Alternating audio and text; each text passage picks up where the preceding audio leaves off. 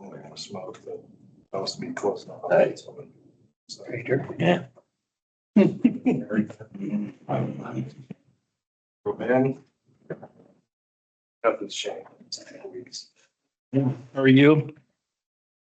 Good, you? Good.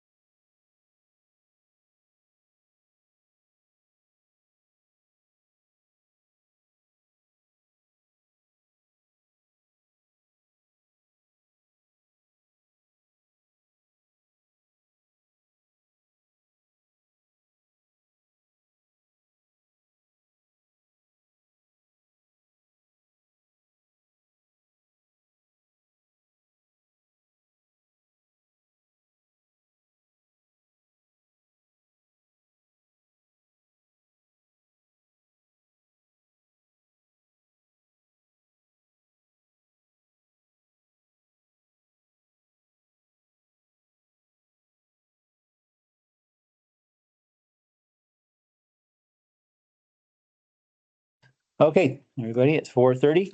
We'll get started. Brian, can we do roll call? Alrighty, Chairman Lance, Here. Commissioner Petty, Here. Commissioner Kinzer, Here. Ross, Here. Commissioner Pop, Here. Commissioners Rock and Milfeith are absent. Okay. I just want to verify that all notices have been done in a timely manner. All right. Want to also remind the commissioners, if you have had any ex parte or any conflicts of interest with any of the agenda items, please let us know that at the time of that item. And then also we have one change in actually two little changes in the agenda. So the appointment item of the commissioner is going to be moved to the next meeting. So I make a motion to remove that item off, or that item as well as the administrative signs off of the agenda. Second. We have a motion and a second. All in favor? Aye. All right. All right, moving forward. First item is the review and approval of the minutes. We had the July 30th and August 6th minutes. Anybody have any questions, corrections, concerns with either of those? Did you make a motion? No, I'm just asking if anybody had any concerns. Not, you can. Make a motion, we accept the minutes of the July 30th and the August 6th minutes as written. Second. All right, we have a motion and a second to approve the July and August meeting minutes. All in favor? Aye. Aye. Any opposed? All right, motion carried. All right, first item, we have a preliminary development plan review, the pre-app 2408 with the state parks annexation. And I'm not sure who we have here for that. Oh, if you'd like to come up and let us know what your thoughts are, please give your name and address. That would be represented. Okay, the city, but, my name's Alyssa Jensen. I'm with KM Engineering, out of Boise, Idaho. I'm here with Adam Zaragoza. He's with the Idaho Department of Parks and Recreation. We are currently proposing, or requesting annexation of Kokanee Cove within Ponderosa State Park. Let's see, I think a couple of years ago, we started working through a development plan for Kokanee Cove. Currently, it houses a historic church building, and the Parks Department would like to use that piece of land for cabins and refurbish the church building. As a part of that, they needed to find housing for their employees. And so they currently are building a housing unit on the park property as well. But in order to accommodate the state fire marshal's request for fire sprinklers, we needed to bring city water to that location. So at that time, we engaged with Morgan and her team and started talking about bringing city water through the park, knowing that if we introduce cabins, they would also be required to have fire sprinklers. The park does not have a reliable water source It's right on the now. agenda. Somebody needs muted. Okay. Sorry about Anyway, that. so the park doesn't have a reliable water source right now. There's no fire suppression within the park at all. So we started working through this process. We were, all the way through, we thought what were approvals, and it was brought to our attention that we couldn't serve Kokanee Cove without being annexed into the city. And so here we are today. We're working through the process of annexation. We went to city council already. They approved us to move forward in the process. So I don't know if anyone's read my letter, but the water line's installed already. So we're working a little backwards here. But we kind of knew this going into it at risk. The construction season here is just so short and there's funds tied to this. And so we needed to move forward and make that decision, hoping that everyone would agree with our decisions. So here we are today, trying to move forward with the annexation process to get water to the residence housing that we're building for employee staff, as well as to the Kokanee Cove site. we're needing water hopefully this year to the resident site. We do not need water until next year, until to the Kokanee Cove site. So that's kind of where the project stands right now.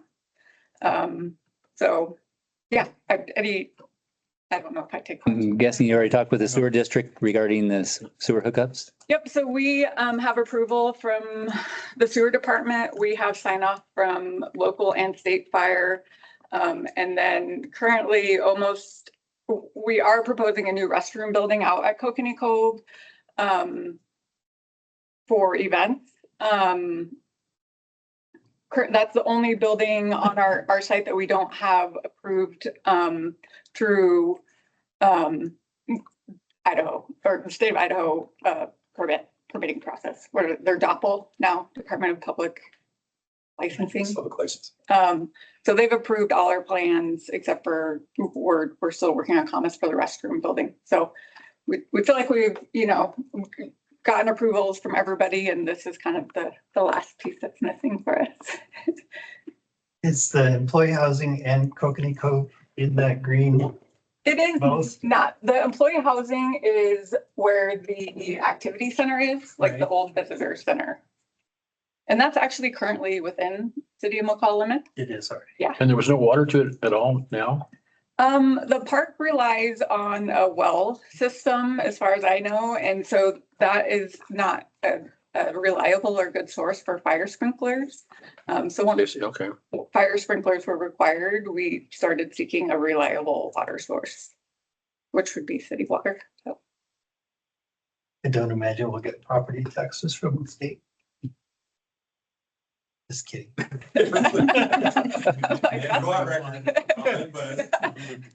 Probably some water hookup fees. Yeah.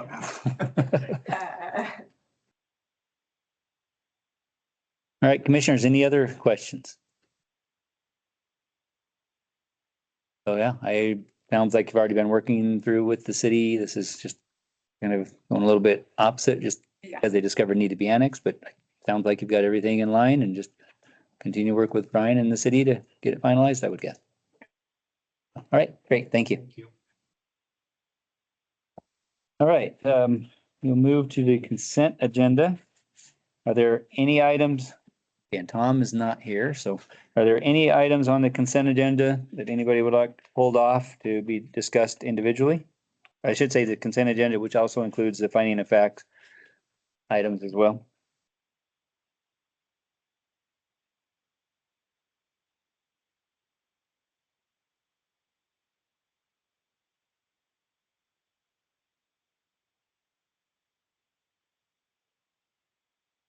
If not, I'm open for a motion. I make a motion, we accept the consent agenda as stated. Second. All right, we have a motion and a second to approve the consent agenda. All in favor? Aye. Aye. Aye. All opposed? Right, that carries. We'll move on to old business. First item, I see, to do a continuance, so I still need to open the public hearing on. I make a motion, we open the public hearing for PUD 2402, subdivision 2404, design review 2418, and DA 2401. Second. Motion and a second, all in favor? Aye. Aye. All right, any opposed? Hearing none. All right, this item is going to be continued to, I believe it's the October 1st meeting. I make a motion that we continue this item to the October 1st meeting. Second. All right, we have a motion and a second. All in favor? Aye. Aye. Aye. Opposed? Hearing none. That's approved. And now I make a motion that we close the public hearing, or no, it's going to stay, it'll just stay open until then because it's continued. Yeah, okay. Yep. All right, moving right along, we'll move down to new business. We got conditional use permit 2402 for the Pilgrim Cove Campus Master Update Plan. I'm not sure who we have here to present. Chair, can I do it? Oh. If you were here with any concern about the Dawson Trails project, that's going to October 1st. So you can go drink a beer. Nope, good. Oh, thank goodness. Everyone read their emails today. Yeah, just come up, please give your name and address.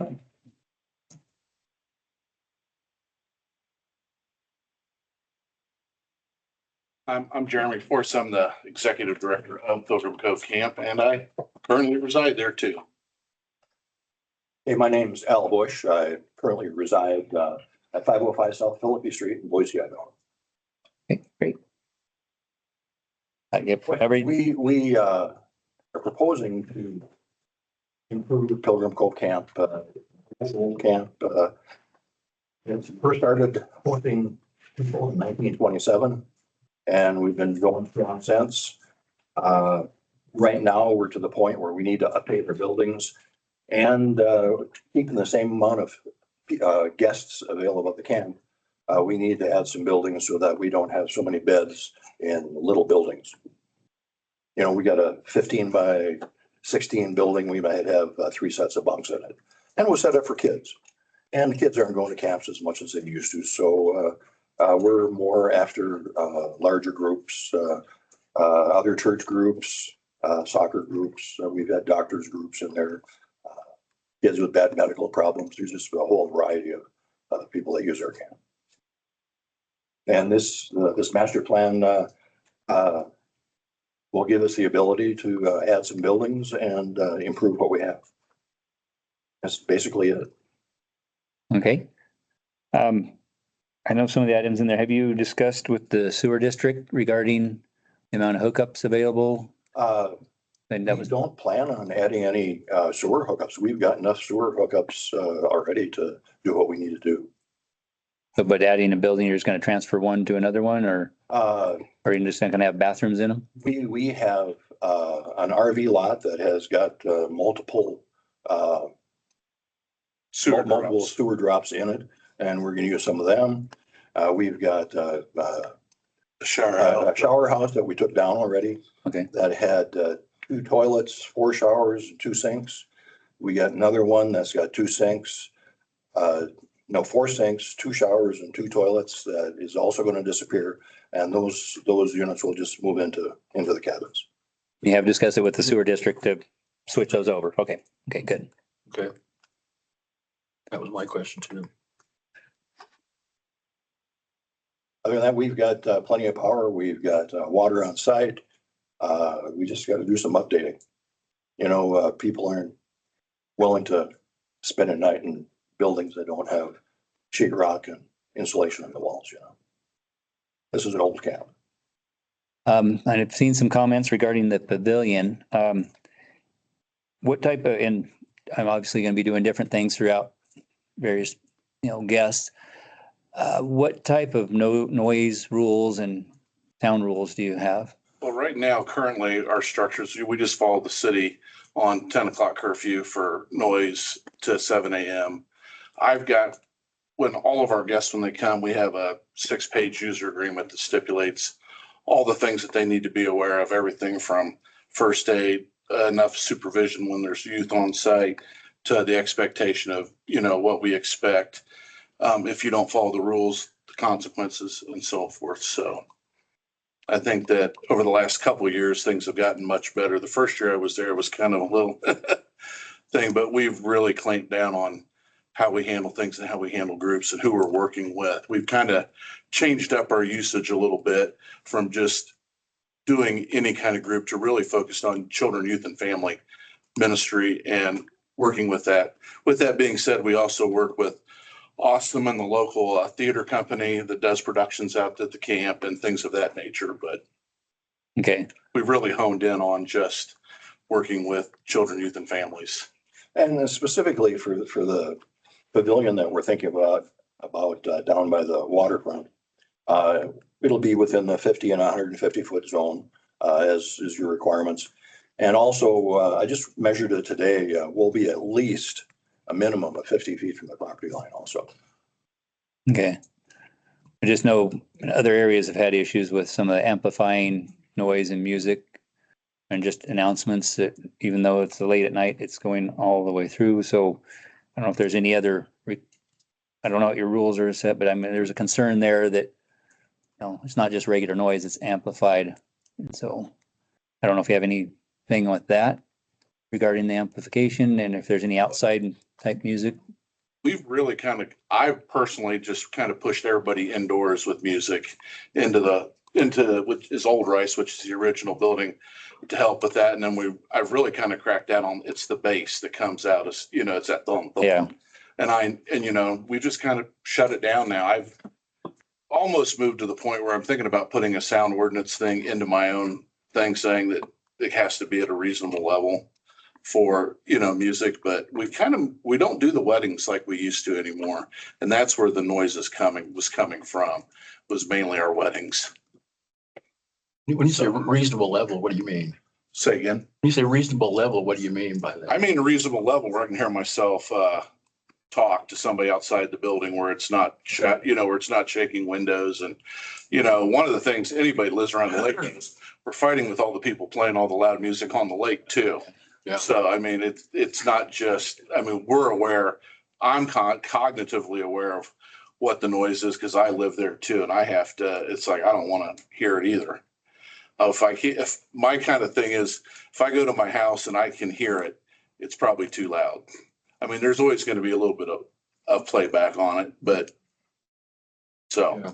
Okay. So is it something that you have that you have,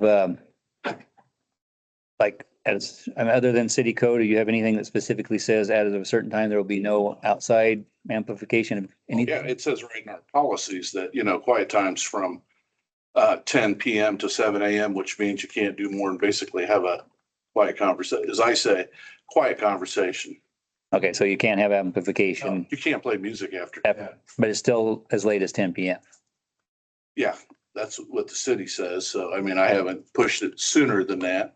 When do you get they get this information about what the rules and regulations are? Do they get it when they arrive at the camp or? Though they get it, Time or they what? have to sign it when they agree to book with us. There's a Oh, whole okay.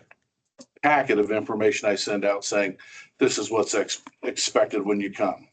And it's, like I said, it's a 6-page document. And sign and seal when they get there. So, Correct. okay.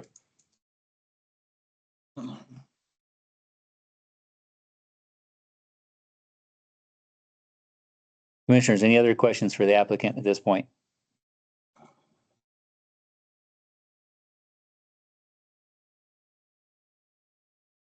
Okay, we'll go to staff reports. Okay, thank you.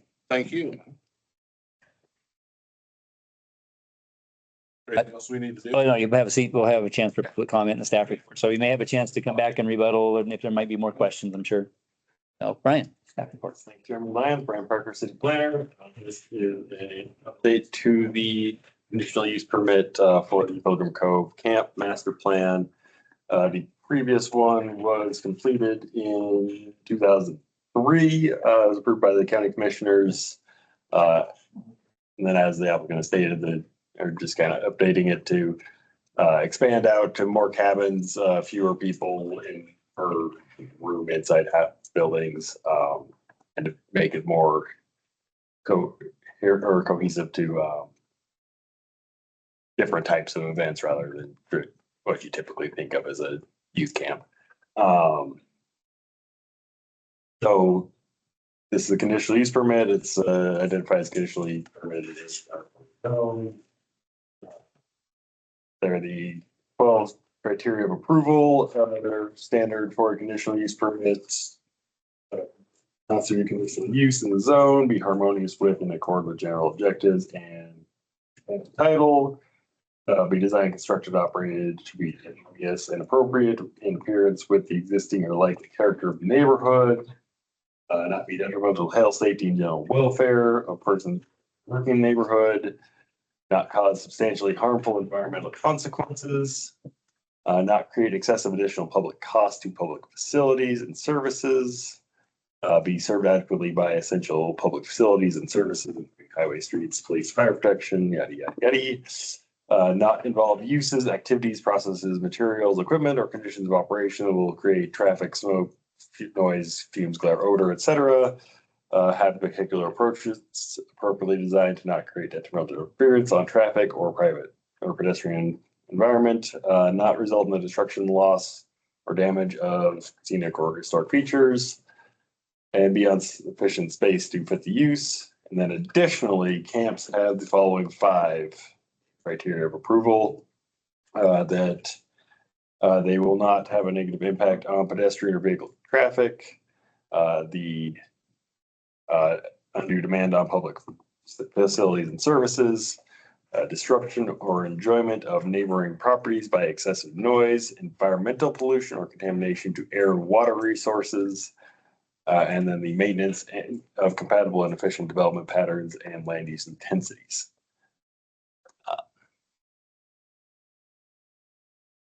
So the couple of identified items to pay attention to, as discussed earlier, the pavilion on the western property boundary that is really close to existing neighboring properties that may create more noise than is ideal.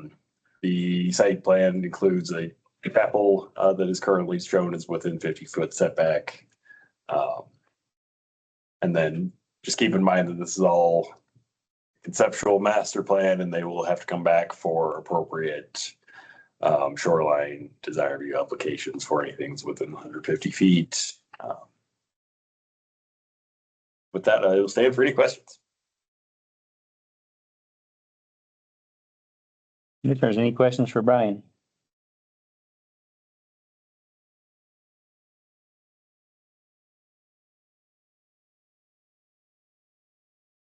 So can you zoom into that a little bit more so we can get a better picture on some of these? That's the pavilion up in the top left corner, correct? The pavilion's over there, okay. What's the one down to the left, the big red one right there? Big red one is the existing, I believe that's the main lodge.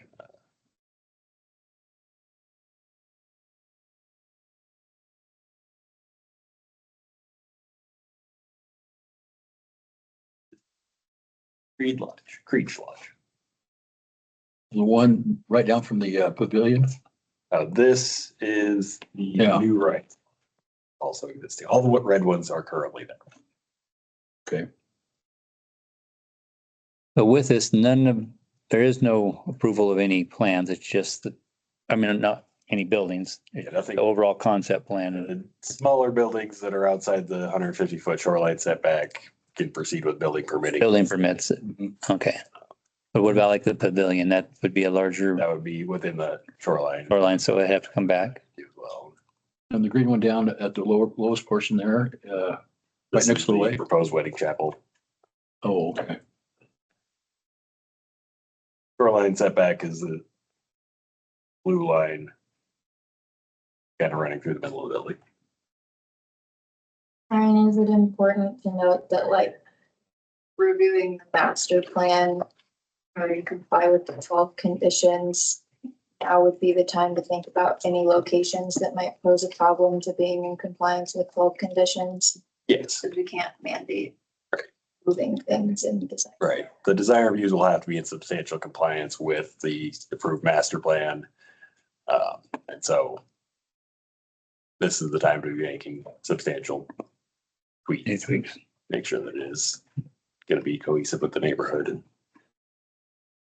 Basically the pavilion, the chapel, and those 10 other cabins or 11 other buildings, I think it looks like. So does staff have any concerns? My guess would be the only two really that make any difference would be the pavilion and the chapel. I believe so, yeah. Does staff have any concerns on those? Chapel needs to be moved outside the shoreline setback. They need to do a little more demonstration of how the pavilion is not going to create excessive noise to the neighbors.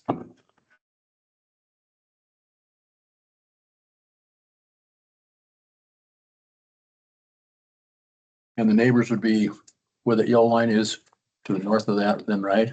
So yeah, this is the pathway here. The neighboring properties are across the property line. I don't know if we have a, Looks like that pavilion's right on the edge of the property line. so Close. this Yeah, purpley line is property line. I'm guessing this is a 20-foot setback they dashed in. Oh. This orange line. is that enough? That is for you to determine. I think they said it was a 50-foot setback, but But yeah, 50 sounds good to me, but I mean, this distance, which distance? I can't. say it's Oh, it's 50 feet. That, okay, that's the 50. 50 feet is a dotted line across there. blue dash line. Oh, okay. Oh, all right. So it's on the shoreline, but Mhm. And it's more than 50 feet from the property line, which is that purplish one, No, it'd be less. it would be less. Yeah, 20. 20 feet from the top one. right. Oh, okay. Right. That's 20.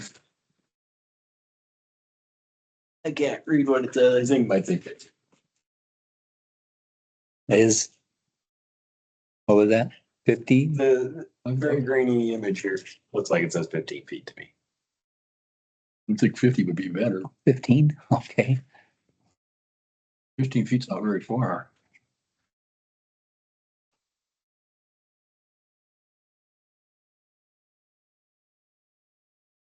Seeing any other map that shows location of that adjoining properties, buildings, is there? I can see some of those off the side there, but not north of the pavilion. Or south of the pavilion, I guess it probably is. All these other ones seem to be cut off before it goes it.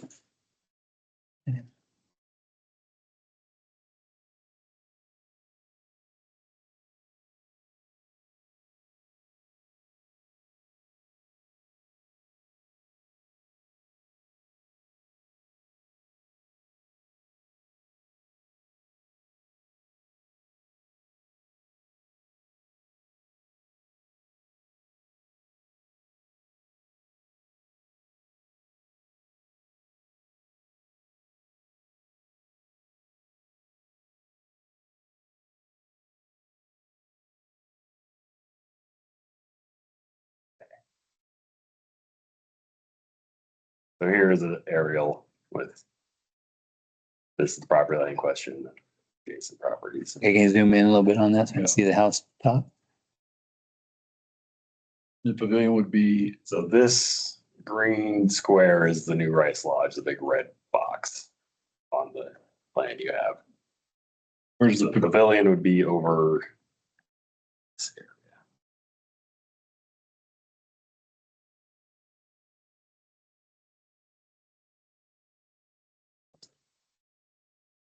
So that other lot to the, well, basically on the picture there to the left, is that part of the Pilgrim Cove No, common area? no, this is, well, this is the Cove Association subdivision. Yeah, the Pilgrim Cove Association. Yeah, that's their common area, yes. Not, No, yeah, not with the camp, but it's not a buildings area. The homes that are there, already there, there's nothing going to be new built on that, yeah. and the two buildings right there, those are homes that are located on the area right now then, right? And the one down below it? Yeah, Okay, so yeah, it's showing those. Okay, that's what I see. those are existing. Seems pretty close to me. So Brian, you put the new pavilion right in the center of those three existing buildings, one being that lodge that you mentioned. The other two, are they coming out or do they still remain? that was a very poor estimation of on the fly of where it is. But yeah, the small little shed and things like that that you see on there, they may have already been removed. What you're looking at right now is the 2009 aerial. This happens to Okay. be the best Okay. least treed picture we have. And We can ask the applicant when he comes back. Yeah.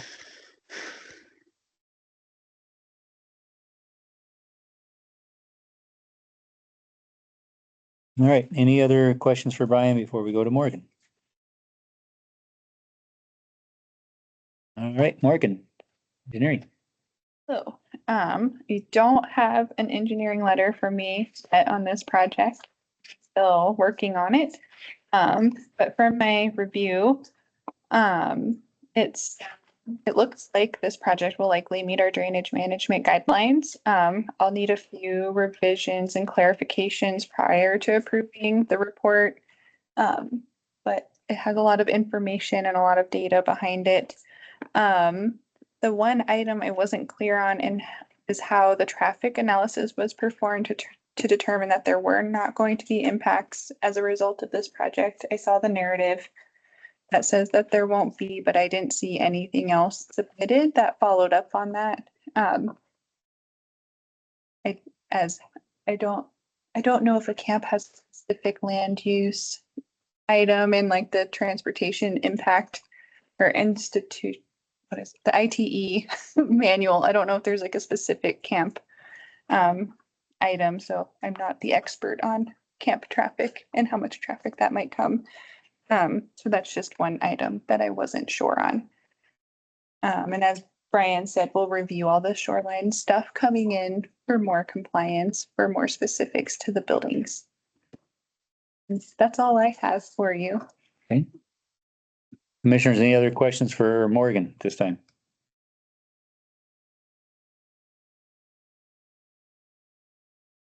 All right, this is a public hearing. So we're going to open up for public comment.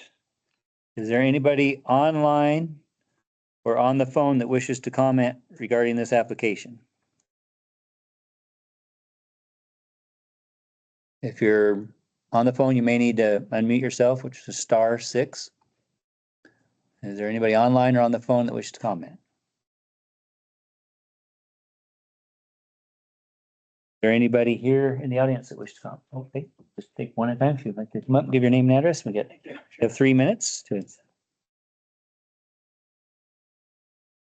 name is Lance Saladay. My address is 1085 Pilgrim or Footnote Road. Our cabin is right here. And generally speaking, I do not oppose the concept. Problem and concerns that we have are, for the most part, traffic. The traffic is horrendous. We have on virtually every weekend between 20 and 40 cars going back and forth and back and forth and back and forth. Jeremy said these are youth, children and families. They all come in separately and they're driving back and forth on the road. That road is narrow. It's not made for that kind of traffic. The Cove Association maintains that road. The church camp does not have any involvement in that road. Their access comes in from Miles Standish, which I don't think is actually shown on the map.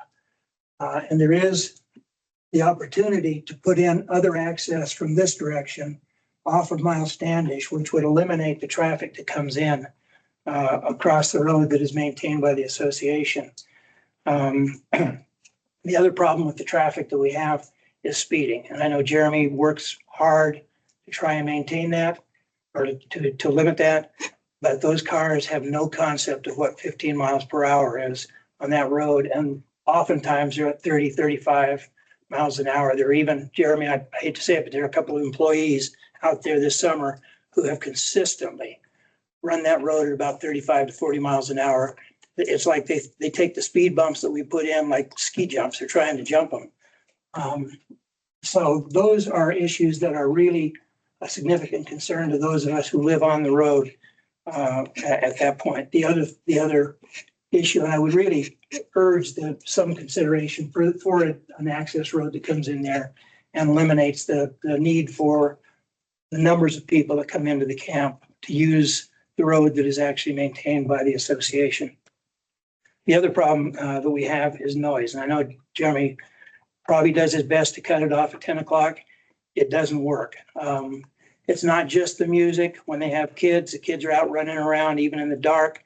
Our property backs directly up to the church camp, directly up to some of the cabins.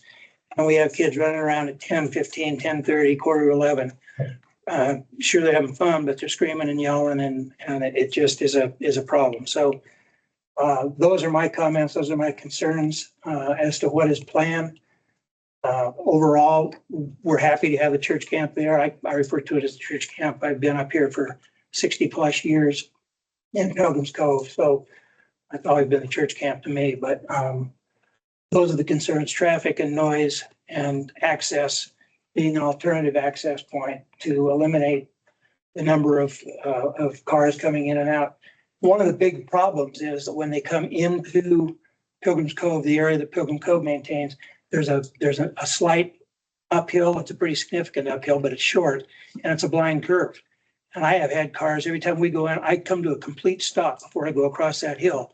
But those cars coming out of the church camp or coming into the church camp, again. So we need, that's another concern for us as far as the ingress and egress situation with the road. Okay, great. Thank you. Next.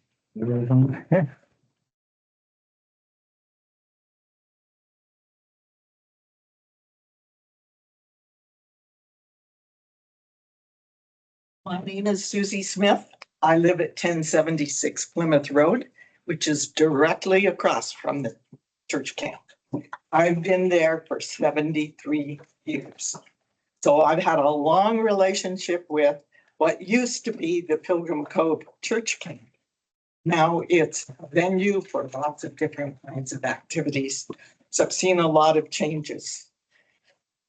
My issue is like Lance's with the traffic, because I sit on the corner and I see all these people coming and going, and we have dust in our cabins because we live on a dirt road. When they don't have enough parking for the people that are coming, people park on the road behind my driveway, block us off sometimes. They don't seem to realize they're in a neighborhood where people live. And we've coexisted for many, many years, but it seems to be getting worse in terms of people not respecting that we're a neighborhood and that we live there. My other primary complaint is with the trailer park I live across from. My cabin is directly across from what they call RV hookups, which is 5 sites for trailers. And people come in there with trailers. They have no business coming in on that small road, trying to get into the driveway that they have to go into. And then once they're all set up, then everybody gets outside. They sit outside and chat. It's noise. Mostly we get noise from the weddings. And I know they're not a wedding venue anymore, but we have lots of weddings happening out there. And that's when 100 cars will come in and 100 people, and the boom, boom, like Jeremy says, at the base. And you can hear it all over Pilgrim Cove, not just where I live. So, I mean, it's a wonderful facility. I have no objection to them expanding as long as they can control the traffic. I'm not sure they can do that. So the option for another road in would be wonderful. Thank you. Eugene. Next, I guess. Katie?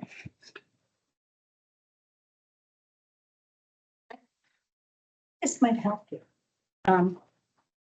We have that. Oh, go ahead if you want. No, I think we I can. don't think you have that because it shows my property on it. And this end up is a lie. Don't, you know, it's, you should print it to match that, but anyway. Do you like?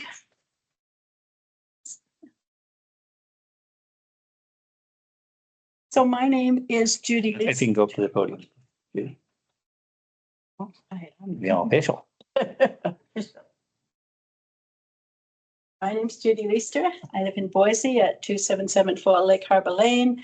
And I own the home at 1073 Plymouth Road in McCall, which is the neighbor closest and directly to the west of the pavilion. I don't have a problem with the church camp doing some expanding. I just agree with Susie.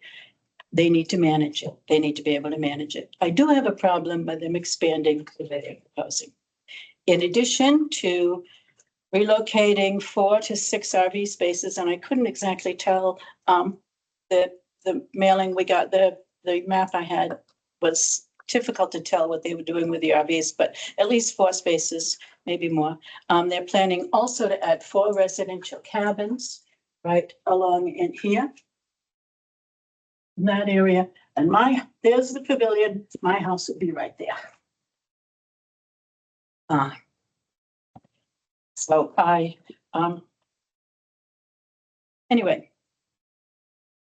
I at least know what RV spaces and residential cabins are gonna look like and be used for. But the pavilion is unidentified, and it certainly suggests a gathering and/or an entertainment building, event center, something, an entertainment area of some kind. This building is identified as number 40 on the planned schedule they gave you, and it's listed under the immediately planned construction projects. It's very close to my house, as you can see on the plan that I handed out. In fact,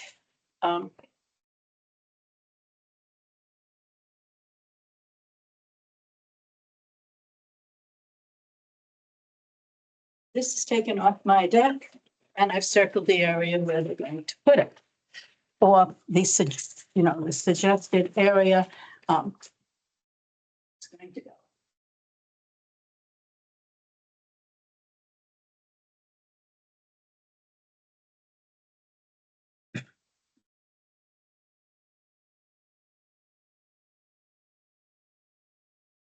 It's undefined. I know what the rest of the residential cabins of the space are going to look like, but the pavilion truly is undefined. It's very close to my house, as you can see on the things that I've handed out. I think it's reasonable to request that they relocate the pavilion building towards the interior of their fairly large property, rather than locating it directly adjacent to the neighborhood homes. They have ample room to locate buildings that are designed for gatherings further east and even on the lake if they choose. That area over by my home, now you're going to add 4 more additional cabins. These are both bunkhouses or residential houses where they're pretty much filled every single weekend in the summer and a lot of weeks, which is fine. And and I'm okay with that. It's what we've got. It's hard to change something once it's done. You can wrap it up, Judy. Just a couple more. Yeah, got it. It's no longer just a church camp active during the day, but where everyone would settle down by 9 or 10. It's evolved into an event center that caters to adults on weekends, and they're not kind of events. After the planned dances and receptions are shut down at 10 or 11, the drinking and partying continues out of doors, mostly in the beach area or on the deck next to the deck of the lodge next to me. This is what we have now. I don't want it to get any worse. Adults tend to party when they get together, and they probably will continue to do so into the future. It's the nature of human beings, and that's when they're out having a good time. That's sometimes what they do. And it isn't even just the partying. Judy, I got to stop. 7 friends. You need to stop me. Yeah, it's over here 3 minutes. Sorry, I did. It's to get the talk. 10 more seconds if you got something real quick. Okay, so I would propose that you ask the pavilion to move. It's very disturbing at night. Thank you. Thank you. No. Oh, you're just dead. Anybody? Oh, yes. My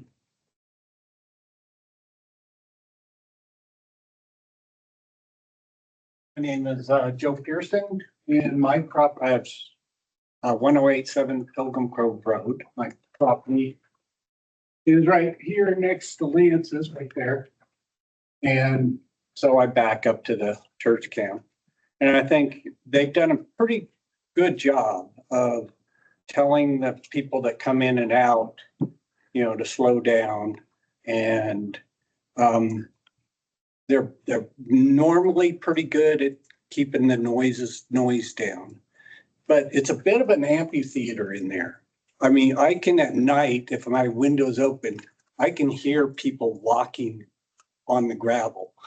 So any bit of noise, I mean, I can hear boats too, like you say, but at night, if people are back and forth back there, I can hear them walking. You know, they don't even have to be talking. So if they're talking, it's pretty noisy. But so that's my concern is if there's bigger groups in there, even though there's not more beds, if there's bigger groups and there's more people back there, it's going to be pretty noisy for us. And the traffic, you can try to slow it down in there, but some people, I know, I don't know what the rules are that he sends out, the 6-page rules, but some people just haul through there. And the back road coming in here, it's not oiled usually. And so there's a ton of cloud of dust there. And I can't even hardly walk back there sometimes. If there's a soccer camp going on, it seems like no one carpools to the soccer camps. So we'll have 30 moms with one child in it come in and pick up their kids, and then I'll leave and then come back for lunch, and then I'll leave and then come back for dinner, then I'll leave. So there can be a ton of traffic. And that's just my concerns. I don't have a problem with the church camp. It's just it's the noise, want to keep the noise down and watch the traffic. And if there was a way to bring it in some other way, it would be great. Because I can sit on my porch and all I see is traffic go by and hear them hit the speed bumps. And so that's about all I have to add. Great, thank you. Anybody else here in the audience wish to comment? Okay, one last call for anybody else online or on the phone that wishes to comment regarding this application. All right, with that, we close the public comment. Would you like to respond to your comment? Try to respond to the best I Yeah, can. best. But I've taken away basically 3 big things that I've heard from everybody. One's traffic's a big issue.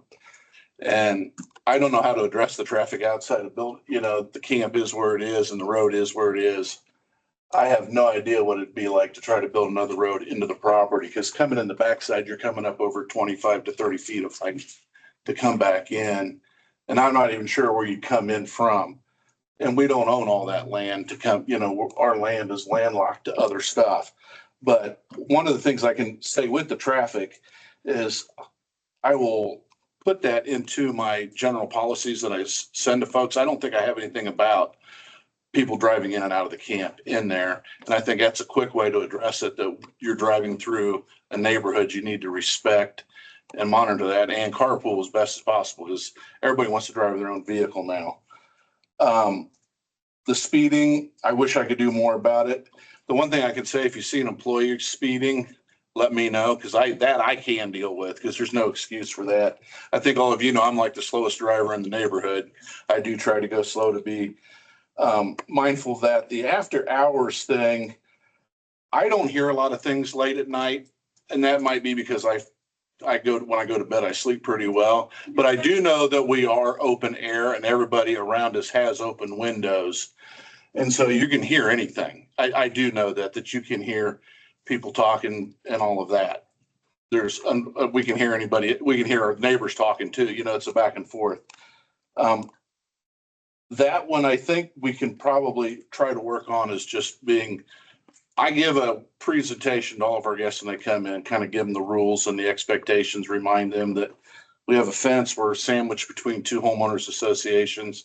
That quiet time is 10 to 7, that any kind of noise carries, because I'm assuming nobody has air conditioning up here. Most people are like us. You can hear everything. So we are trying to address that. The pavilion piece, I think the pavilion on this map is bigger than what is actually is, but the reason it was put at the waterfront area is because we do a lot of family camps. We do a lot of stuff. We also do a lot of work with disabled kids, and we were trying to put in a structure down there where it's covered to give people a place to be out of the sun. It's not like it's going to be built to be a place for 80 people to hang out. I think the pavilion's like 20 by 24. It's not even a big building, But it also serves a dual purpose for us in the winter as a place to store all of our watercraft and stuff. Because right now we're cramming it into other buildings and stuff. So Al, I don't know if you want to say anything, but and the cars on the road too. I think I felt like I pretty much got the cars staying out of the roads parking. If I see them, I go tell them to get off the road because I know we've had some issues with people just parking out on the road and disappearing, and that's not right. So, but The only other issue too is Miles Standish Road. The Pilgrim Cove Camp does maintain that every year. We get multiple roads, 3/4 brought in there, and it gets beat up by traffic, but It hasn't been graded for If 3 you years. can keep it, Okay. last year it was done. Has it been done yet this year? Randy been out there? no, it hasn't been done this year. Okay. Haven't been able to work it in the schedule. Yeah. So we have a contract with a local contract. But I'm not sure who really, that road, the road they're talking about is what goes out beyond. And I'm not sure whose road that is. That's technically not our road. We just use it as the only way in, so we're not driving through the homeowners association. But I'm not sure actually who that road belongs to. We maintain it. We plow it in the winter. We try to grade it once a year. And for traffic, so nobody's going through, but And that's your main entrance road? that's the main road where you come into this, the road splits 3 ways. And that's Miles Standish Road or? Yeah, Miles Standish. I'm not, is that Miles Standish? Yeah. Or, Yeah. okay, I'm not sure because that road cuts across and turns. Is that all Miles Standish? No, it turns to Plymouth Road. Well, there's a road that goes behind that goes over to Shady Beach. Yeah. Is that Miles Standish? Standish. Which is what runs over, it used to run over to, And Phoebe. Ponderosa. Lock, so you can't get, it's. right, so you can't go through. So, There were some questions on the RV sites. You're going to take some away, right? the RV sites are, I think at one time were used more than I basically am trying to do away with RV sites, except for I have a few volunteers that come up that have trailers that like to bring their own thing and do that. But I've really tried to force people to not and we took 3 of them out when we started building the new cabin. So now we only have 2 sites left. But we're really trying to I don't want to use the word force, but we're trying to get folks when they come to stay in the cabins. That's what they're there for. I don't want them camping. They want to go camping, they go to Ponderosa. I tell you, I'm one of the guys that uses the trailer up there. And that's because he's got groups in, and if I got to come up there and do some maintenance, I'll stay in my own place, so I'm not taking a cabin away from paying groups. But what was the RV park really is going to become parking. That's part of the master plan. So we have more good designated parking. So we don't have people parking out on the road and stuff like that. So Where's the RV park? it's right in this area here. Looks like a building there with all the red, but it's. No, that's snow. That's the snow plan. I think this here is what they marked as RV, but there's only one site back in there. So the other 3 sites originally were there was 1, 2, 3, 4, 5. 3, 4, and 5 are gone. Only 1 and 2 exist right now currently. And you're putting in 4 more there or 4 total? No, there was 5 originally. Actually, I think there were 7. 2 of them I've not used, but we've taken 3 of them offline this summer last fall when we started putting in the new cabin, the replacement cabin, which is that building that you're asking about on the topography plan. That was an old cabin that's no longer there. It got Down by crushed the by a lake. falling tree. So there's 4 new buildings that you're putting on with the green squares there, the 4. Well, there's 1 new building going in. The other 3 are future buildings. Mhm. And what's important to understand in this plan is it's a 20-year master plan. When we did this, we didn't want to come back every 5 years and say, we're going to do this, we're going to do that. And all of this is conditional on capital fundraising. You know, we're not sitting with a big trove of cash waiting to start building stuff. Really, our focus for the next 5 years outside of that pavilion was just to refurbish and update what we already have existing at the camp. Then the second phase was to bring on 2 or 3 new cabins to remove bedrooms from this lodge, which is a 2-story lodge, has bedrooms in the basement, dining and kitchen on the upper level. So we'd have more indoor meeting space to try to alleviate some of the problems of people being outdoors and making all kinds of noise and stuff. And from a financial point of view, trying to keep us from having to build another massive building on the property. So. I'm a little confused, I guess. When they actually start getting building permits, it's gonna be more defined then, I assume. Right, okay. But the locations are gonna be And somewhat somewhat similar. scheduled, okay. Right. Is there room to modify the placement of the pavilion? That seems to Well, be, yeah, right now, when we were thinking about it, doing it, it's 50 feet from the fence, and the fence was on our side of the oh, property. and right now it's showing as 20? 20, yeah. Is that what he was saying? Because It's just a it's hard. distinction. Scale back up the pavilion Yeah. down here in the corner. I think one of the things, we're talking about bringing it over Can you zoom that? and possibly if we need to, turning Go it over that side. 90 degrees. So it's taking less footprint facing the lake. Does that make sense? So is it gonna be all open air? Yeah. And just the roof? It's just a roof with a concrete slab with some picnic tables, places to sit. Can you store all your winter equipment in the pavilion? Yeah, we have, 20, 25 watercraft, canoes, kayaks, paddle boards. And it was because it's a covered surface, you don't want to leave anything lay outside up here in the snow. Yeah. It would be a dual purpose of just storage in the winter. So we can set all of our stuff up underneath of there. Is there a better location for the pavilion than right there? Not really because of the. You guys' We're criteria. confined because of where our beach is. Mhm. We can't expand the beach and put it anywhere else. And that structure was specifically designed to be at the waterfront for covered place for folks to get out of the sun and to be, so they can congregate. So they're not just all trying to be crammed down on the beach.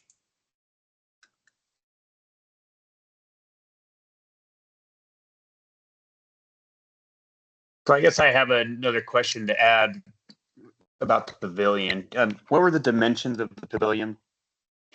You said 20 by 20 by 24.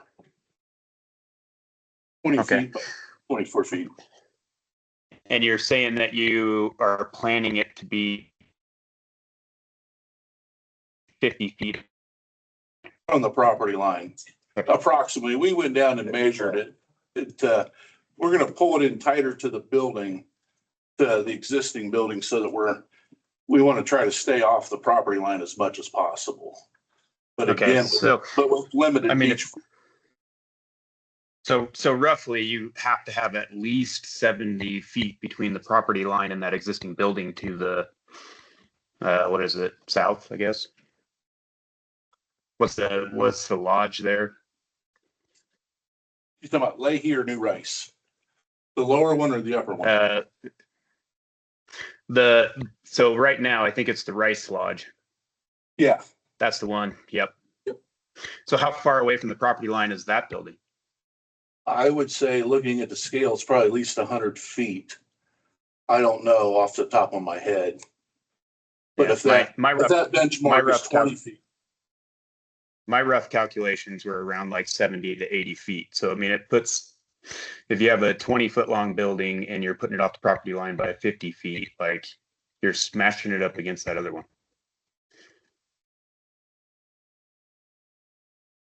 Well, we could sure go out with a tape measure. I guess, and look at it. I mean, it's pretty easy. I guess my question is I am curious about the final layout of these buildings, prior to approving. So I'd like to know kind of where it's going to sit. Well, the final location of that building will be determined when we work with the building department and Brian for getting the permit to building it. That's when we would get that But this, figured out. it has to be basically almost similar to what we're approving. So, I mean, if you're talking about 30, 40 feet difference, that's substantially. So we would want to address that now, I believe. Yeah, I think that the distance between, So I think it would be important to have at minimum, a minimum distance between the property line. So not just an estimate. I mean, I would say any approval would say no closer than. let's say 50 feet. So, but it would be nice to see the drawing showing where that is. I mean, if there's more space, sounds like it could be better for the overall neighborhood as much as it can be. So I think more of a detailed, as far as ways we can, what it works for you and works for the neighbors. What the distance from. I think that would be important. I We can think, do that. And the We can do chapel has to be out of the shoreline zone too. Which, That's not a building. This green is gonna be mostly open air seating. It's more like an amphitheater than, it's not a permanent, it's not a structure. It's just a place to market. This might be steps going down. So but it's still gonna be the 50-foot setback. Shoreline. You've got a Shoreline shoreline setback, yeah. setback, you need. So is that 50 feet right there? Yes. I assume it is. yeah, I think this is the 50-foot line here. Well, then it goes right through the building then. Right. That's not gonna work. I would, Well, maybe we'll have to. I think maybe some more discussion with staff to show what's allowed and what's not allowed within the 50. I mean, obviously there's some stairs, but I think some more work with staff to know exactly what's allowed within the 50. And maybe a clear drawing of the pavilion up on the top to show exactly how many feet that is. It looks like 20, but you say it's 50.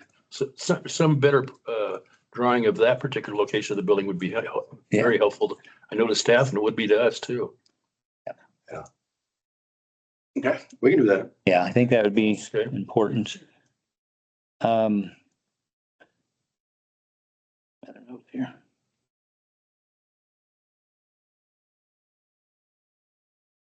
I don't know, I mean, this maybe is something we can't really require, but it may be a discussion with the neighbors because they kind of own some of the lot, but is there, I'm guessing there's already speed signs up and people are just ignoring them. Yeah, there's speed signs up and down the road. Okay, so And there's a lot of speed bumps and that's, I even go out and tried to push them back up straight so that people, but some people just, most people go, some people just go, "Brr."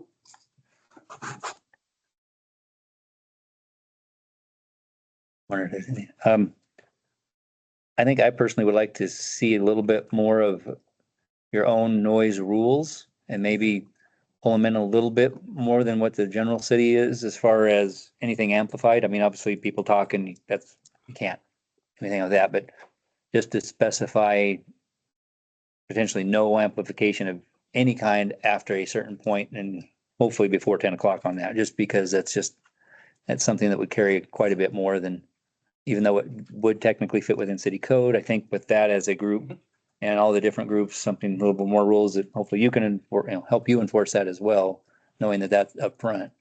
But I think say the outside, just general walking, talking, you can't do much with that. Yeah. But I think at least the amplification of anything would be good to have. Got the chapel we talked about. I don't think, I'm just looking at angle here. First thinking any kind of buffer between the pavilion and people south of that, I guess it is. But I think that would probably interfere with some of the lake views, so I don't think that would necessarily be a great deal.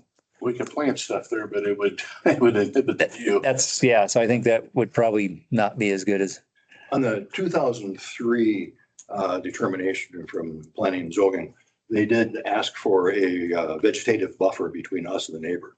And that has been growing and that is decent. yeah, I can see pretty good in there.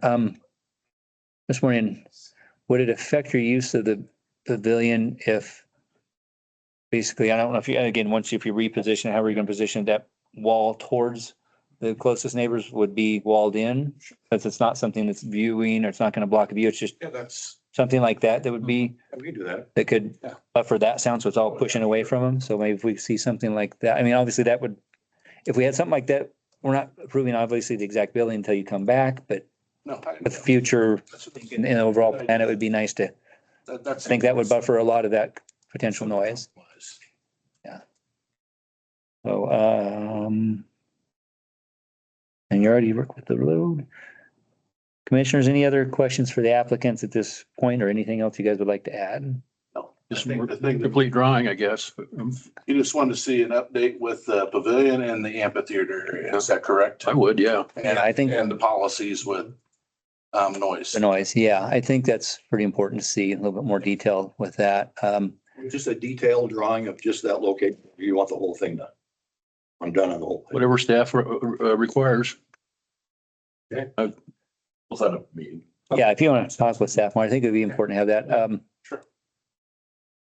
I know it's really with the roads, you can't do too much with that, but yeah, that's up to you guys. I guess any discussion you can have with the neighbors to help. I mean, it sounds like you're working with that as much as you can.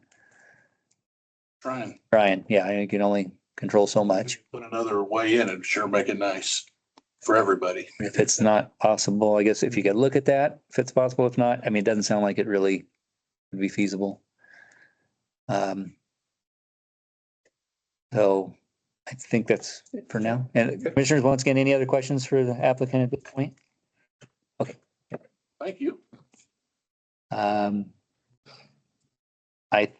Commissioners, any other questions for staff? I think we got a feeling that we'd probably want to continue this to the next meeting. I think they could probably, or do you think they'd have time? Oh, that's right, because we're bumped out a week before we can do anything, and there, Be more reasonable. so it'd be the November meeting. What do you need, a motion? Well, it's still kind of under discussion here, Okay. but I think that makes sense. I mean, there's too many questions, or I think those details are very important to have for everybody, the neighbors, us, to really have a little bit more definitive area before we just give a general approval. I think those are important items to do. And what is our November meeting? What? 5th, November. So if somebody would like to make a motion to continue it to, I make a motion, we could continue CUP 24-02 to the November 10th meeting. and leave open, or Public hearing. leave the public hearing open. Okay. Leave the public hearing open. November 5th. November 5th. Yeah, excuse me, sorry, I said 10th. To plan and zoning. Oh, yeah, that's election day. So, okay, we have a motion. Do we have a second?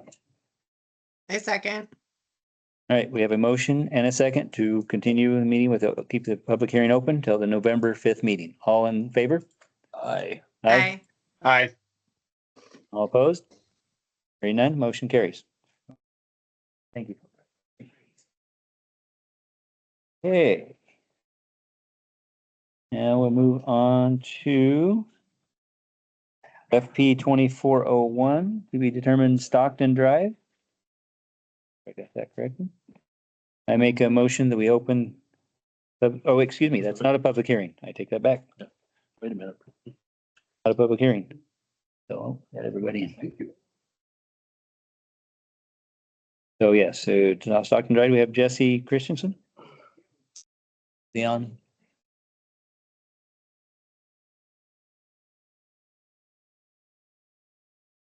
Jesse, are you out there?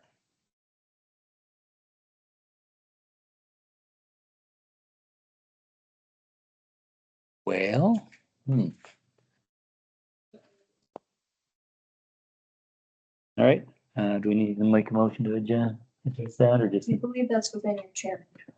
All right, well, with Jesse not being here, we will move that item to the last item on the agenda. Going on to the next item, we got design review 2406 and shoreline 2405 at 489 Cami Lane. It is a public hearing. I make a motion, we open the public hearing. Second. A motion, a second, all in favor? Aye. Aye. Any opposed? Hearing none. All right. Richard Wilmot, 134 South Fifth Street, Boise, Idaho, 83702. We're here for a design review and shoreline application for 489 Cami Lane.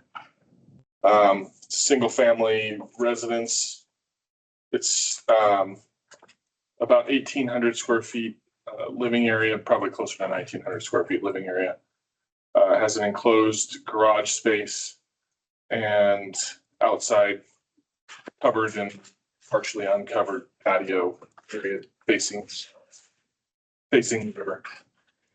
We've set the building back and and including the patio area beyond the required shoreline setback. And a big reason for the building, I think this is in the site plan. Yeah, it is. A big reason for the position of the building itself has a lot to do with the septic system. We've worked pretty closely with Brian and the health department with trying to determine what type of septic system would comply with all of the setbacks, the shoreline requirements, separation from the water, separation from the house, separation from the property line. And this site is fairly limiting, but we've found a fairly specialized system that will allow that to happen. We've gotten approval from the health department to do so. And we're, as far as all the shoreline requirements, design requirements, we've met all those conditions, and feel like we've got a fairly good project that fits on a fairly restrictive site. So with that, I stand for any questions. I imagine you're going to deliberate and discuss, but we've provided the appropriate civil drawings, landscape drawings, stormwater management plan, and obviously the building design itself. So that I'll stand for any questions. So, Brian's got some conditions of approval here, but a lot of them are setbacks and heights. I'd like to understand you fixed those? I think with the revised site plan, they have been fixed. But even if that site plan isn't to the inch, we're only talking about 6, 7, 8 inches one way or the other. See what Brian said. So, but I think the area that he's talking about is right here. And then this side setback here, this hidden line, dashed line here that runs around the building, is representing the perimeter of the roof. That's where that setback is really meant to comply with. And we had a little covering over a door coming out of the garage that went right up to the 13-foot setback line. I think that needs to be like 13'7".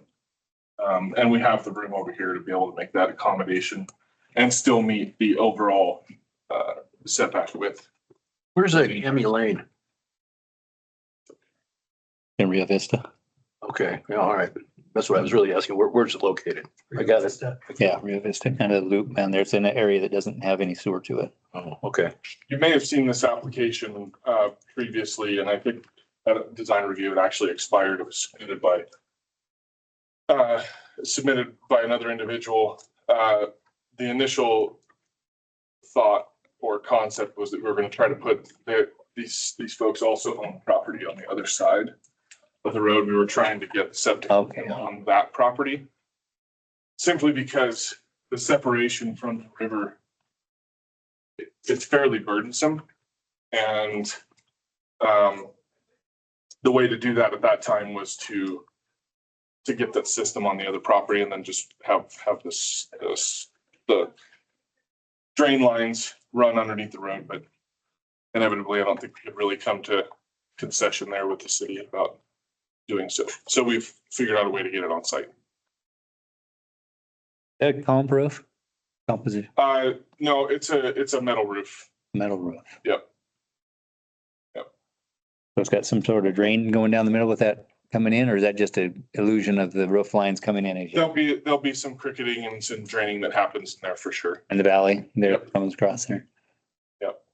That's in the. There's actually not the overlap is not as significant as. So by the way it looks, that roof line is not coming in and It's hitting not it. a long distance, it's a very short distance Okay. where they're actually connected. Okay. Yeah, just, Talk about slope of the upper roof there. just when it kind of comes together, it Yeah. just looks like it's gonna be there. Like, I didn't think it was gonna be that much, but it just makes it look that way. Okay. This is representing the view facing the river, with patio and a little bit of railing. Given the slope, this kind of depicts it a little more accurately.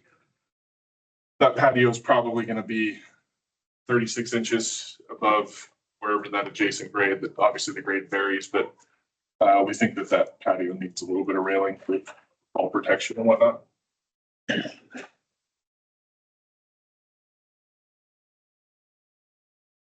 Show the view from that. Yeah, that's the front. Front garage space, entry, glazing that would continue all the way through the house. We have the varying materials, contrasting colors. And the view from the river. That's the river view. Too early to show us snow. We actually did Matt ever send you the rendering that had the deer that was captured by the mountain lion? That's more like it. Yeah. It's Okay. a little more characteristic. That's down by the river. Decided to keep it a Talk little about more improved drawings, yeah. Yeah. Glazing on the rear. The roof extension. And the patio with some steps down to the adjacent grade. All right, commissioners, any other questions for Richard? Okay, thank you. Ryan, staff report. Park City Planner, this is a design review and shoreline application for a new residential structure to replace an existing structure at 489 Cammy Lane. It appears that we got the wrong set of plans in your packet as discussed by the applicant. This was previously approved, I think in 2022, which has since expired and went through several variations to figure out how it was going to be served by septic because there was not central sewer to this part of Rio Vista. And we finally come up with a workable solution, it appears. Yeah, generally meets the design standards, a variety of materials, all generally natural hues and material styles. It's pretty modern looking, but it's pretty consistent with the mountain modern style that we see around. Conditions to modify the setbacks, like they've discussed, the little overhang over the garage man door out to the side, just a little bit outside the setbacks, and then some of the two setbacks on both sides don't quite add up to 30% as required. But quite confident both of those are fixable problems with a few tweaks. That I'll stay for any questions. Commissioners, any questions for Brian?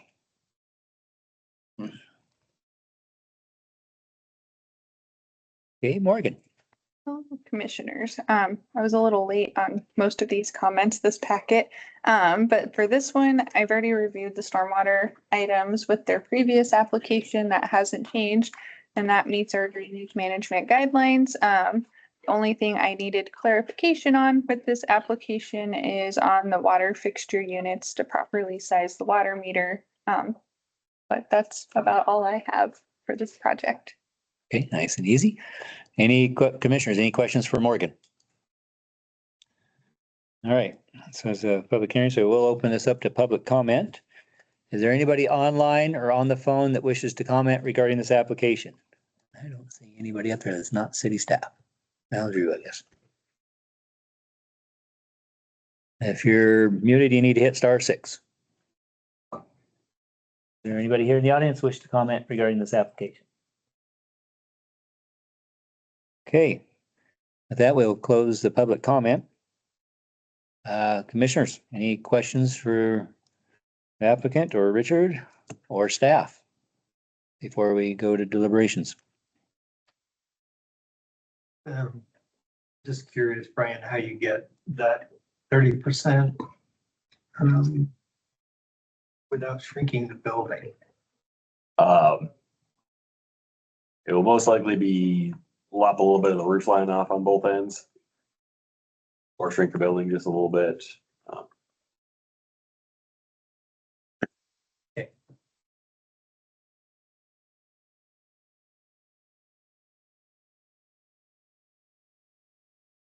Any other questions for staff or the applicant? All right, with that, I make a motion, we close the public hearing. Second. A motion, a second, all in favor? Aye. Aye. All right, the public hearing is closed. Commissioners, I mean, it sounds like staff can address the couple minor items that are in the packet. Everything else seems to be pretty well addressed. Any concerns by anybody?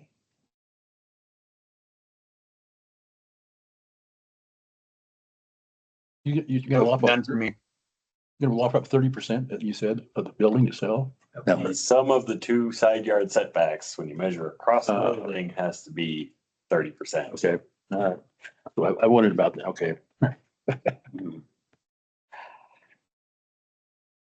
Any other concerns, or I'm open for a motion? I move to approve DR 2406, SH 2405 with staff recommended conditions of approval.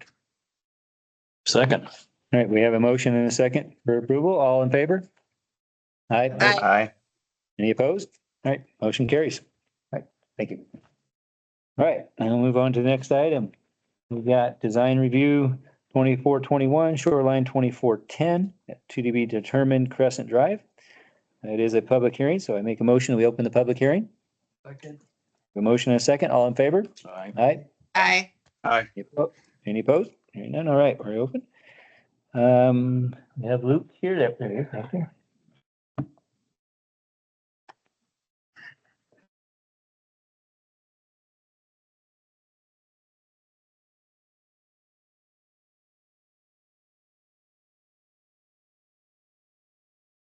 McCall Design and Planning, 234-1235 Meadows Road. This is a design review and shoreline application for Kimball and Karen Gowland at 1820 Crescent Drive. Property is zoned R4. It's a half-acre lot.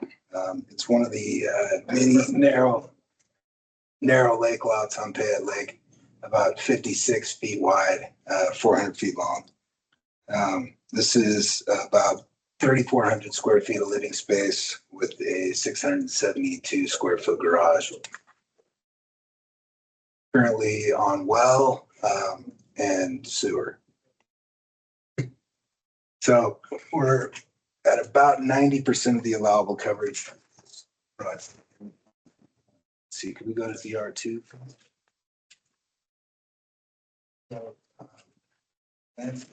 The clients, these are all existing photos here.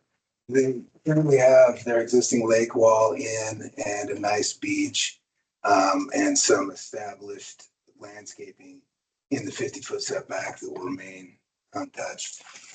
There is a approaching wooden stair along the northern property that will be replaced with stone steps that will be within their property. There was a comment in the staff report about snow storage, and that's actually called out right there. So we're well above the 1 and 3 rule on that. And really in this landscaping plan, we're primarily just proposing some additional screening along the north and south property lines and some screening so that the garage is a little less prominent upon approach. A few significant trees to be taken for the building footprint, and we've been working with the city arborist on that for his approval and habitat. Just a detail on how to protect trees during construction, those that remain. Trees out of the area between the 50-foot setback and the lake.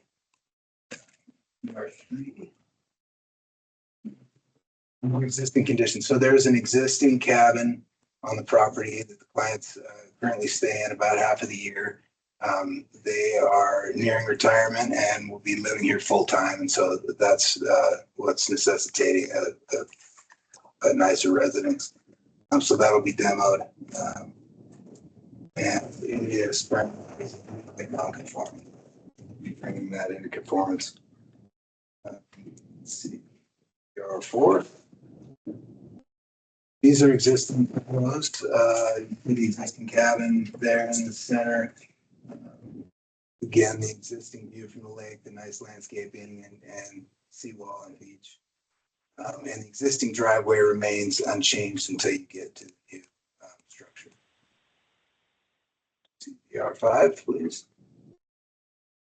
This is floor plan layouts driven by the narrow lot, so we're keeping the more private spaces back and trying to keep the public spaces to the east side to maximize views. Turning the garage so it's less prominent as you come down the driveway, and that also helps a little bit with grading. Let's see, BR6. Lower level walks out to a patio. This project we're trying to make as energy efficient as possible. So to that end, we're going to be building a double stud wall and using triple pane windows. So we should get to about R40 in the walls rather than the code standard R22. BR7, please. The elevations. On these narrow lake lots, the roof lines are really driven by the half height setback. And I think we've gone through this on a few of the projects that I've presented recently, but you can see as grade falls off, the roof line needs to step back to continue to conform with the half height setback. And then, just trying to be as common sense and practical with the roof as possible. There are no valleys in this roof over heated space. It's trying to keep it simple as possible. BR8. We are only 28 feet max from existing grade with this, so well under 35 foot, and 28'9" from the basement slab. BR9. So this is pretty traditional McCall mountain craftsman style, natural material palette. Stone and wood, a lot of exposed timber work. Next, more renderings of that, showing it from the lake view. There's no vegetation shown on these, just for clarity. Next. So here's a before and after rendering. We're trying to keep this tucked back in there as much as possible. We're not messing with any of the vegetations from the lake as is. So before on the left, after on the right. Next. These are just some building sections. Give you an idea of the spaces inside. And with that, I'm happy to stand for any questions. All right, commissioners, any questions for Luke?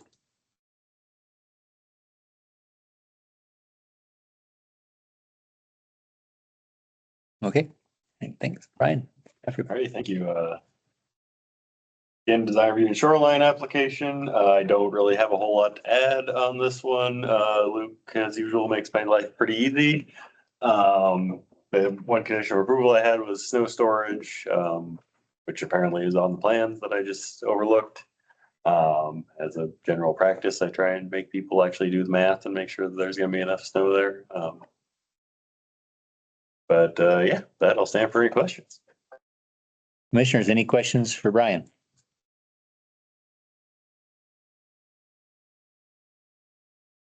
Okay, Morgan.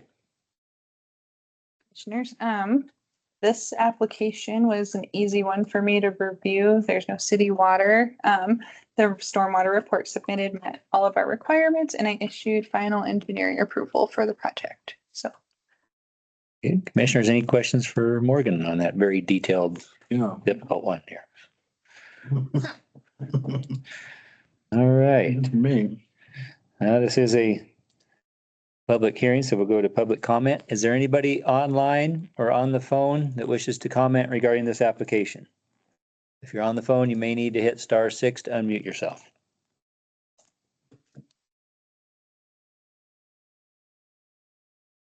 You're in the audience, wish to comment? Hearing none, we'll close the public comment part. Commissioners, any questions for staff or the applicant before we go to deliberations? Everything seems pretty cut and dried on this one, but just in case, is there any questions, concerns, thoughts? Or well, okay. If none, I will make a motion that we close the public hearing. Second. Motion and a second, close the hearing. All in favor? Aye. Aye. Aye. Any opposed? Hearing none. Again, commissioners, this one's pretty clean. Don't really have any questions. Everything seems to be addressed. Fits the lot. And I know it's tricky, so but I appreciate that Luke makes things fit within code. yes, indeed. So I don't really have any questions. I don't know if anybody else does. Otherwise, I'm open for a motion. I move to approve DR 2421 and Shoreline 2410 with staff recommended conditions of approval. Second. All right, we have a motion and a second to approve. All in favor? Aye. Aye. Aye. Any opposed? Hearing none, motion is approved. All right, and I was just notified that Jesse Christensen from the previous item on Stockton Drive is able to be with us, so we're gonna go ahead and go back to that. So, and that is not a public hearing. So Jesse, are you with us? You might need to unmute yourself, Jesse. It'll be *6 if you're on your phone.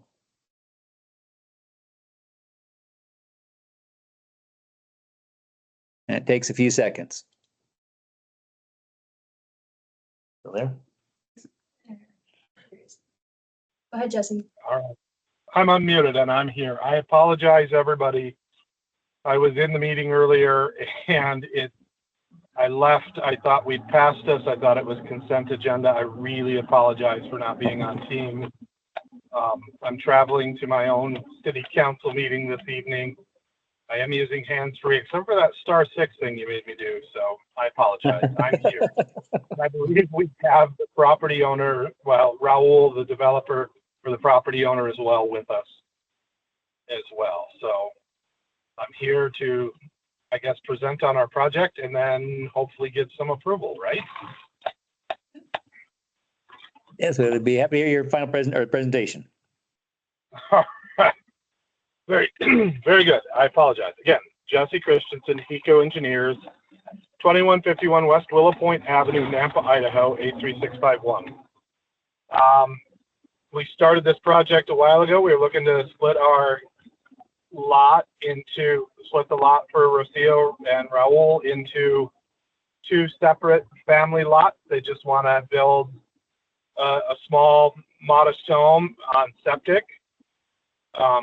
We have gone through, I believe Morgan has done her final review of our construction drawing.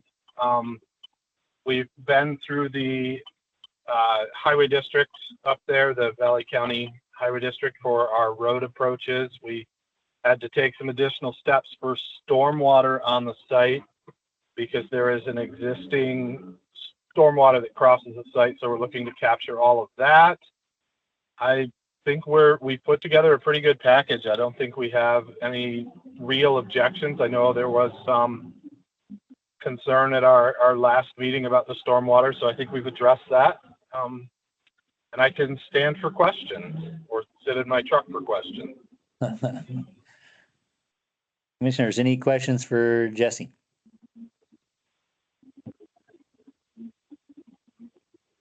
Okay, thank you, Jesse. We're going to go to staff report. You can stay seated or standing or whatever. Seated. Right. Staff report. Sorry to chuckle. Thank you. I'll mute myself. All right, yes, thank you. This is a final plat application. The preliminary plat was in front of you guys in May of 2023. This is an item that in most circumstances would just come through as a record of survey and get approved on the consent agenda. It does not qualify as a lot of record because the boundaries have been modified since 1994 and therefore has to go through the preliminary and final plat process, even though it is a split of less than 4 lots. But yeah, pretty straightforward. Like I said, you guys approved the preliminary plat a year ago, and they've been working on getting stormwater and county road agreements and all that dealt with, and have achieved all that at this point, and are ready to get their final plat approved. This is a recommending action to the county commissioners. Commissioners, any questions for Brian? All right. Morgan. Hello, Commissioners. This was another easy one for me. We did all the hard work in the preliminary plat. And we approved all of their digital drawings and their subdivision in between that time and this time. So they have my final engineering approval. So this one's an easy one for me. Easy. Wow. Commissioners, any questions for Morgan? Okay, well, this is not a public hearing, so we don't have to do that.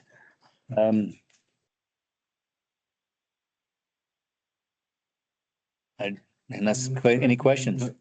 Move to recommend approval of FP 2401 to the Valley County Board of Commissioners with staff recommended conditions of approval. Second. All right, we have a motion and a second for approval. All in favor? Aye. Aye. Aye. Any opposed? Hearing none, it is approved. All right, Jesse, I know you're muted, but thank you much and happy Thank you. happy next meeting. Yeah, can you guys hear me okay? Yeah. All right, Meredith, thank you very much for contacting me and letting me know that I should not have left. No problem. You're good, Jesse. All right, thank you you. all very much. Have a great evening. Thanks. Okay, now we're moving on to design review 2422, shoreline 2401, the 340 or 3741 East Side Drive. This is a public hearing. I make a motion, we open the public hearing. Second. Have a motion and a second to open. All in favor? Aye. Aye. Opposed? All right, meeting is open. And we got Luke here for one more. Had to give you a little bit, meeting too.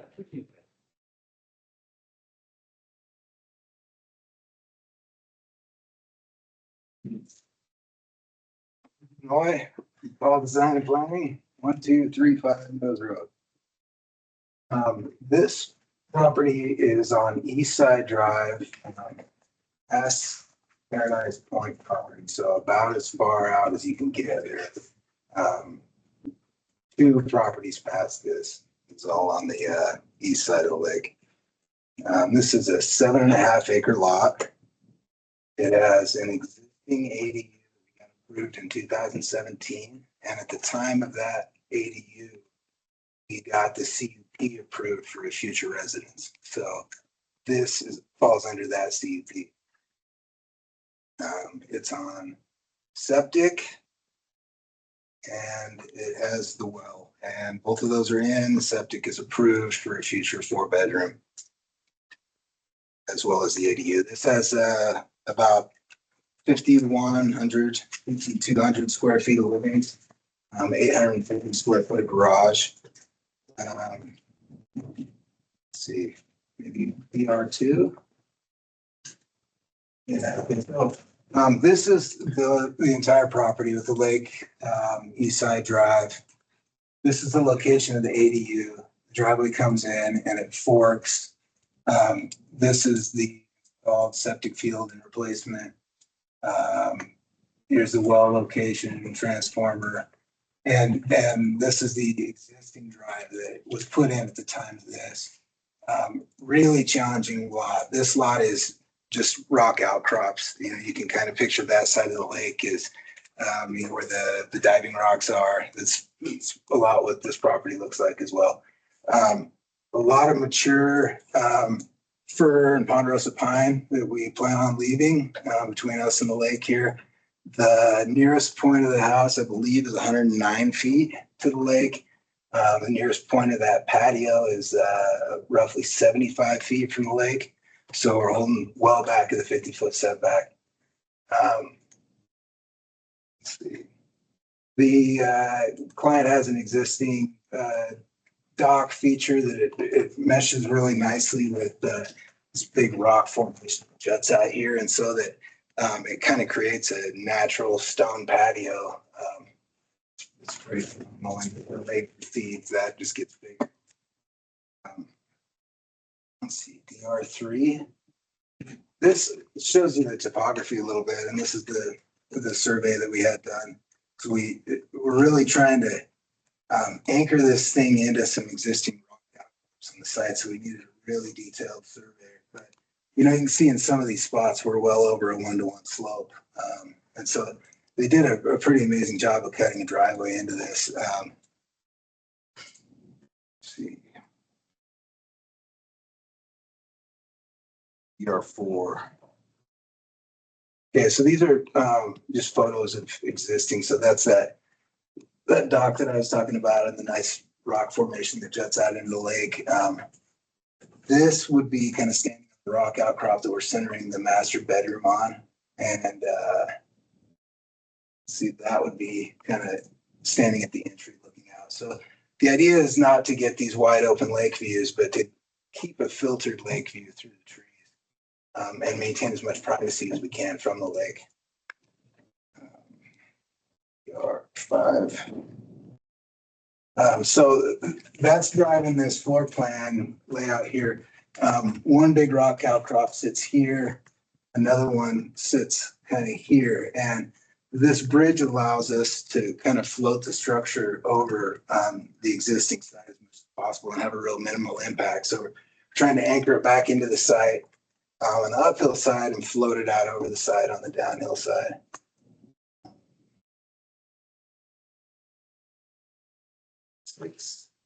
So it steps down to the lower level with 2 more suites and a rec room and some deck, and then from there steps down to an in-ground patio. Next. These are some renderings. So you can see that the bridge allows us to keep a really nice existing ponderosa there. This is trying to illustrate how all the pathways and patios are really dictated by the outcrops, and hopefully that shows that the lake side of the structure is floating out over the existing site, and then on the back side we're anchoring it back into these rock features with rock structure.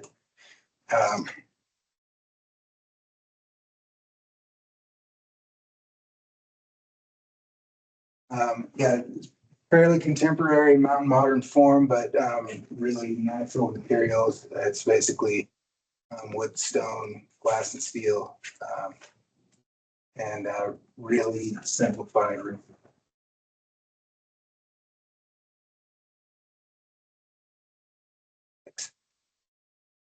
These are TD elevations. Next, we are 34'4" max height from existing grade, which is really hard to determine on this one. And I can show you on a section cut on how we do that. And let's see.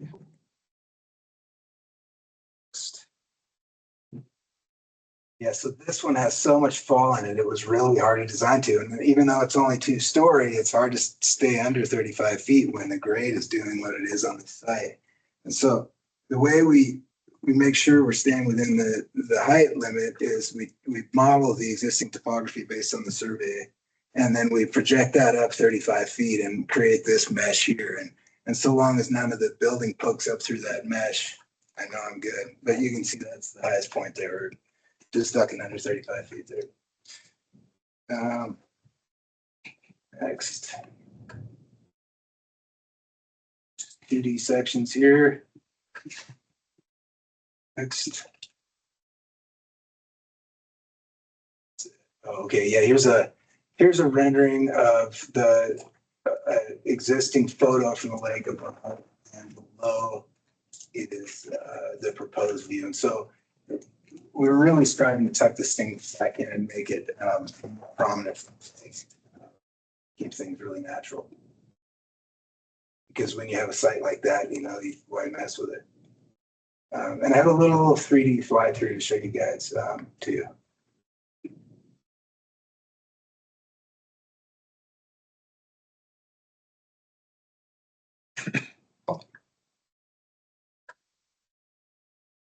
Is that located in, there's a little inlet that goes across the lake. I can see from across the lake and it abuts the rock where you're actually building the house. It's kind of like a little bay in there. Yeah. Does that incorporate any of that into it, or? Well, there's a little creek that runs along the north property line and separates it from the neighbor there. So that comes in just to the north of the actual building. Okay. I think I know where that is. Well, apologies for the elevator.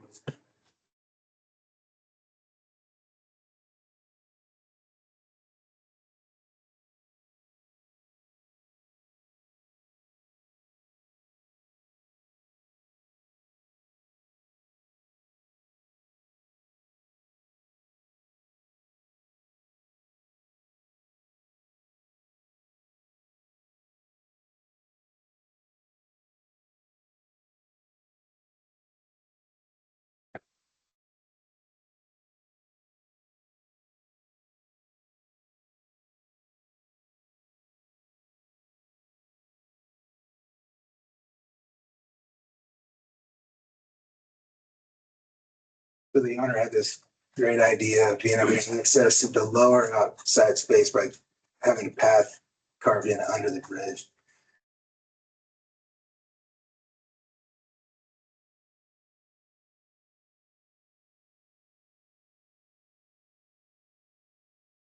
So people move. Fire burning too. Excessive fire. Yeah, yeah. Pretty warm.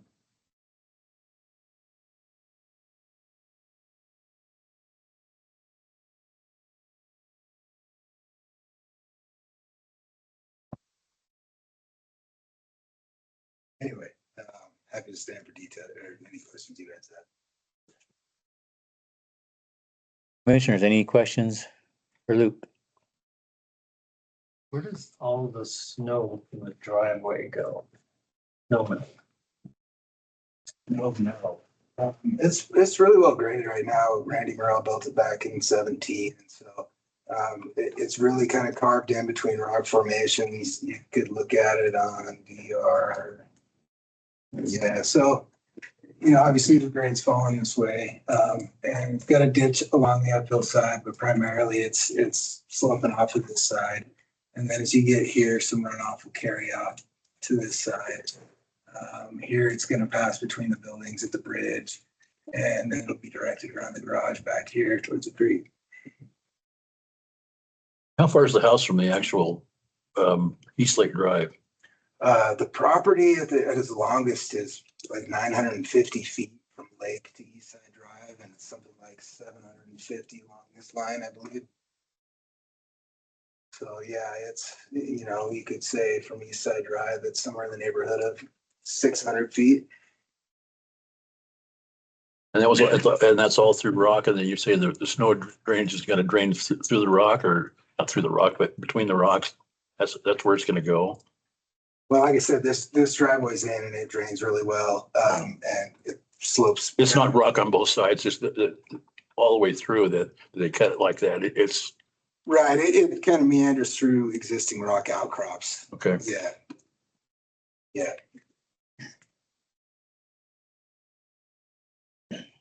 I guess my question was more about, does the runoff go to the lake?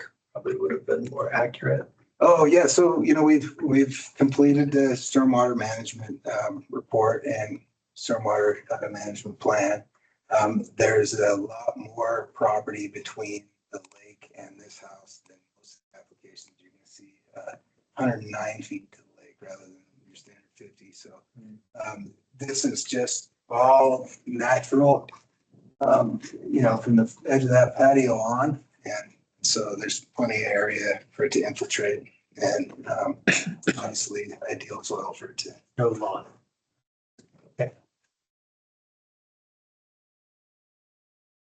All right, commissioners, any other questions for Luke? All right, thanks. Ryan, staff report. Thank you. One more design review and shoreline application for the evening.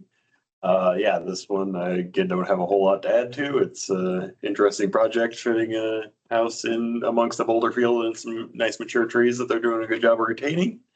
To my knowledge, this will be McCall's first skywalk. So gonna catch up with Minneapolis one.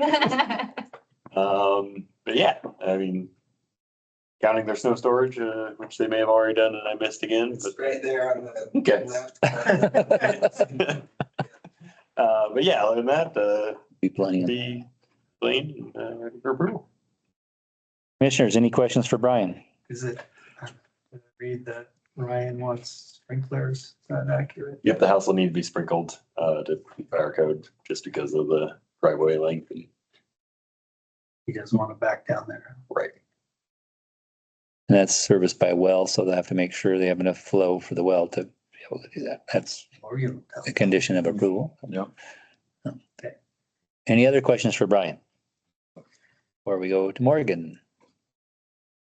Morgan.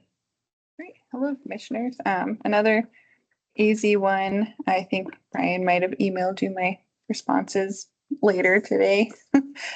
So this project did receive final engineering approval. To clarify, they do have detention basins and subsurface infiltration trenches before any of the stormwater enters the lake, so it's being cleaned before any of that runoff gets into the lake. Well, according to the plan, that's what should happen. And that was what I approved. But yeah, no city water, so it was all stormwater on my side. And with fire suppression, they're well, I mean, I don't know how many gallons per minute it would require, but I would, I am not an expert in that, but I know other projects that have had a well usually install a tank of some sort to help maintain the pressure. But they'll have to do that to whatever code that does. yeah. But there isn't a restriction or a recommendation on gallons per minute though, that the well has to provide or? That'll come from the fire department. Oh, there is some, okay. Yeah, so we'll cover that. All right, any other questions for Morgan? Okay, this is a public hearing, so we'll open up for public comment. Is there anybody online or on the phone that wishes to comment? I don't see anybody there. Anybody in the audience? One that wishes to comment? No. All right, with that, public comment. Commissioners, any questions for staff or the applicant before we go to deliberations?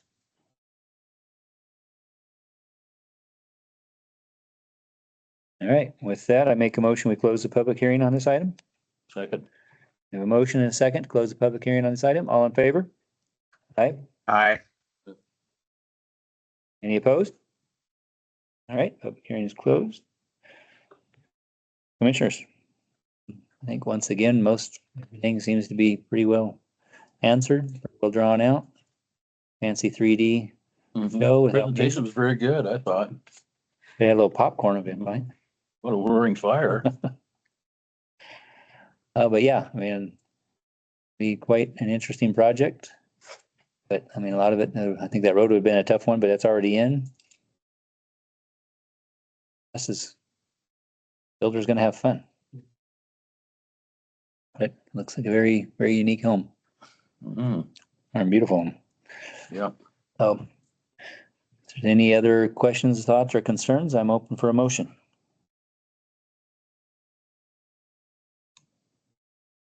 I make a motion that we accept DR 24-22 and Shoreline 24-11 with staff recommendations and approval.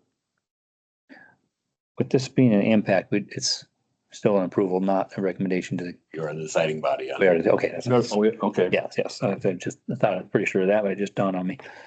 Then with staff recommendations. Second. All right, we have a motion and a second for approval. All in favor? Aye. Aye. Aye. Opposed? Hearing none, it's approved. All right. Thank you. All right, and now on the two other items we've taken off, so we're basically down to discussion on the upcoming October 1st meeting. Keep in mind, that's only a couple weeks away since we bumped this one later because of the holiday. So any exciting information we need to know, Brian? I think one point of excitement is that I am abandoning you all. Oh, really? Yes, I have been hired as the community development director for Bellevue, Idaho. Oh, wow. Really? Congratulations. I'll still be here for the October 1st meeting. That'll be my last thing to do here. And then I'll head up to Moscow. And you two can spend 2 extra days with me. Oh, that's right. Going up there on the. You're going to Bellevue, you said? Yep. Okay. Oh, very nice. Yes, Bellevue, Idaho. Not Washington. Idaho, okay. That's what Haley and Ketchum Sun Valley, it's right where the airport is, right? Isn't Bellevue right below that or somewhere right in there? Your own city? So he's gonna make one. Well, congratulations. Very big, but I didn't know it was its own city. That's interesting. Wow. So we get, Meredith. Who knows? Find out in November. So they've already put out stuff or? I believe the job was posted, yeah. Oh. It's in the paper last week. Okay. Really? Oh, wow. Congratulations. Everybody do. I'll be up there for hockey here pretty soon, so you have to come watch the Mountaineers beat up on Sun Valley. We play right there in Haley. Haley. Oh, wait, no. That was your question. No, but we're the airport. Haley. Haley's there at the airport. So that's where they play. Rink? For the- The one, the other one's outdoor rink. The main rink is whatever, but when the Sun Valley Suns play is right there north of the airport. I'll be there. On my agenda with me. Or To the old indoor bar. I just know that's where we play and I'll be there probably about New Year's, so the weekend before New Year's. So anyway, I guess we don't need to tell the whole public all this. So Keep going, Robert. that concludes our agenda items. I'm open for a motion to adjourn. Make a motion that we adjourn at 6:30, 6:28. Oh, second. I have a motion and a second to adjourn. All in favor? Aye. Aye. Aye. All right. Any opposed? Hearing none, motion approved. All right, everybody. Thank you very much and congratulations, Brian, and if all goes well and Congratulations, Brian. that's, I'm shutting you off.